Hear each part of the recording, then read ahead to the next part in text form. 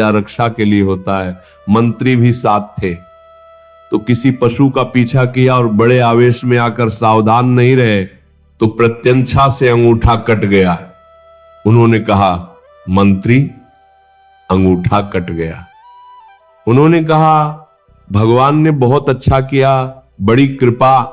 उनके शब्द ही थे, क्योंकि जानते थे भगवान का प्रत्येक विधान परम मंगलमय होता है।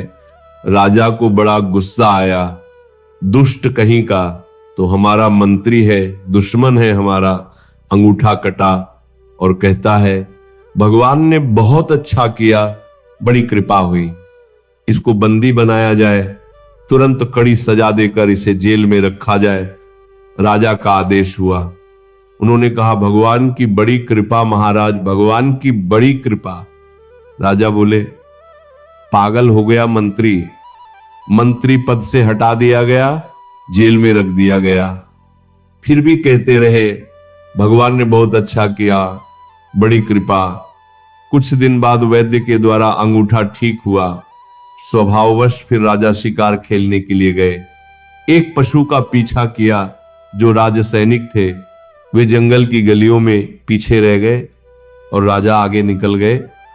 पशु का पीछा करते करते उधर कुछ बलशाली लोग मिले जो भद्रकाली को प्रसन्न करने के लिए नरबली देने हेतु पुरुष की खोज कर रहे थे। उन्होंने नरबली का संकल्प लिया था।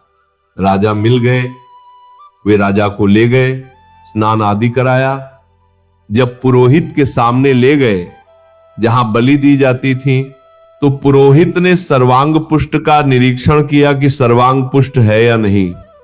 देखा तो अंगूठा कटा हुआ था। उन्होंने कहा, अंग भंग पुरुष की बलि नहीं दी जाती, छोड़ो इसको। और राजा को छोड़ दिया गया। अब राजा को समझ में आया कि बात तो सही थी। अगर भगवान कृपा करके अंगूठा न काटते तो आज गला कट जाता। मंत्री ने ठीक कहा था कि भगवान का हर विधान मंगलमय होता है। राजा वापस आए, मंत्री को सादर बुलाया और कहा, आप जो कहते हैं आज मुझे समझ में आया। अगर मेरा अंगूठा न कटा होता तो मेरा गला कट जाता। पूरी बात बताई। आप कहते थे भगवान की बड़ी कृपा, भगवान ने अच्छा किया, यह बात तो समझ में आ गई। लेकिन तुम मंत्री पद से हटाकर कड़ी सजा भोग रहे हो, जेल में हो। इसके लिए भी तुम कहते हो भगवान की बड़ी कृपा, भगवान का मंगल विधान। इसमें क्या कृपा आपने देखी? मंत्री बोले, महाराज, सैनिक भले पीछे रह जाते, लेकिन जहां आपका घोड़ा होता वहां मेरा होता। आप बंदी बनाए जाते और मैं भी बंदी बनाया जाता। आपका तो अंगूठा कटा था, आप बच जाते, लेकिन मेरी बलि चढ़ जाती। इसलिए भगवान ने मुझे जेल में रख दिया। भगवान की बड़ी कृपा। जो भक्त होता है, हर विधान में निश्चित परम कृपा छुपी होती है। अपने को लगता है कि भगवान ऐसा क्यों किए, ऐसा क्यों किए, लेकिन उनके विधान में परम मंगल होता है। जो होता है उसमें अच्छाई हमारी होती है, लेकिन बाद में ज्ञात होता है कि भगवान ने जो किया हमारे अच्छे के लिए किया। भक्त को किसी भी परिस्थिति में ऐसा अनुभव नहीं होता कि भगवान की कोई कड़वी कृपा है। हर विधान परम सुखद होता है। जब वो समझाते हैं फिर समझ में आता है कि प्रभु आप कितने कृपालु हैं। अगर आप ऐसा न करते तो ऐसा न होता। निश्चित आपकी कृपा ही कृपा है। भगवान विधान बदलने में सर्वसमर्थ हैं, पर अपने भक्त के मंगल के लिए विधान करते हैं। थोड़ा सा आपको लगेगा कि बहुत ही हानिकारक विधान हुआ। अब कोई हमें पूछता नहीं है, हमारी लौकिक उन्नति मारी गई, कोई हमें प्यार नहीं करता।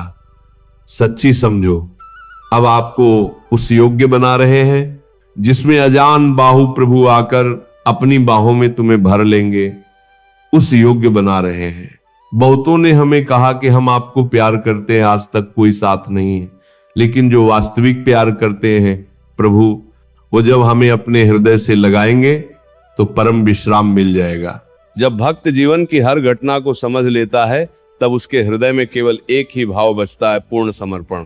फिर न उसे किसी से शिकायत रहती है, न जीवन से, न परिस्थितियों से, न अपने भाग्य से, क्योंकि वह जान जाता है कि जो कुछ भी हुआ, जो हो रहा है और जो होगा, सब मेरे प्रभु की कृपा से ही होगा।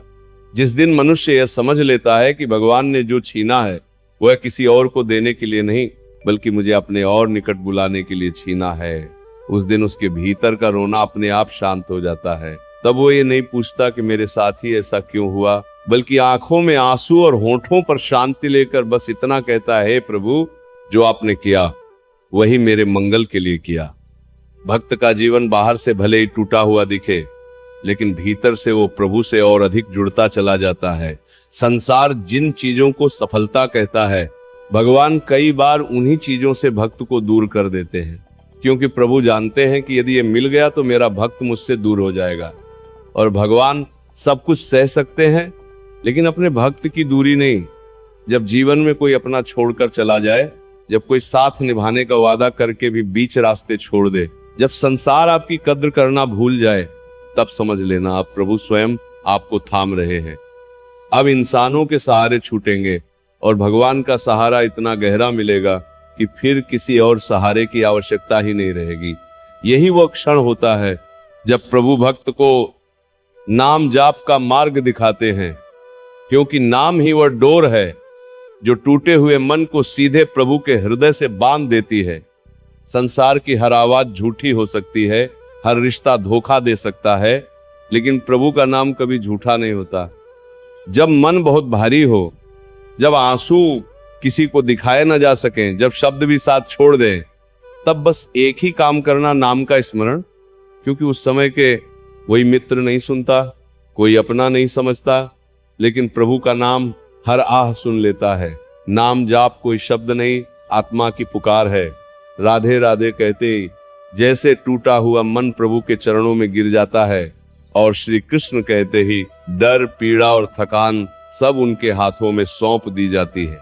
और यही सौंप देना ही सच्ची शरणागति है। जिस दिन भक्त नाम को अपना लेता है, उस दिन